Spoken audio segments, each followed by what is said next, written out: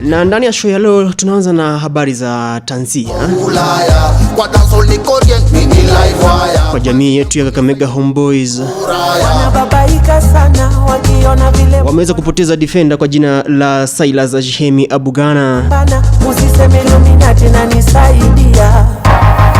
Kijana ameweza kupoteza maisha yake katika hospitali ya Kakamega Referral Hospital akiuguza majeraha ya kichwa. Na ikumbuke kwamba huyu Saila ameweza kucheza mechi yao ya mwisho ambayo imechezwa siku ya Jumamosi ambayo imepita, wakicheza na Mara Sugar wakitoka sare ya 3-3. Huyu Silas alicheza hiyo mechi, na huyu Silas anatoka katika kaunti ya Kakamega, mzaliwa wa Shinyalu constituency. Tukiangalia mechi ambazo timu ambazo ameweza kuchezea, ameweza kucheza na Shabana FC, akacheza na Guja FC, na ameweza kupoteza maisha yake akichezea pale Kakamega Homeboys.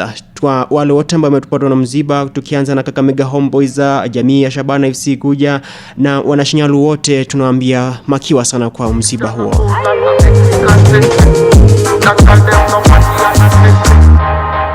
Na tukiangalia jumbe ambazo zinaingia kwamba naona anaitwa Andrew Kasaya, anasema kwamba ananipata kutoka Itenyi, anasema kwamba huyo amekufa na mjua mzuri sana Silas, roho yake Mungu arehemu pema peponi. Masi Kemondo anasema kwamba makiwa sana kwa familia ambayo imeweza kupoteza huyo mchezaji. Peter Kimana anasema makiwa sana kwa Kakamega Homeboys kwa ujumla.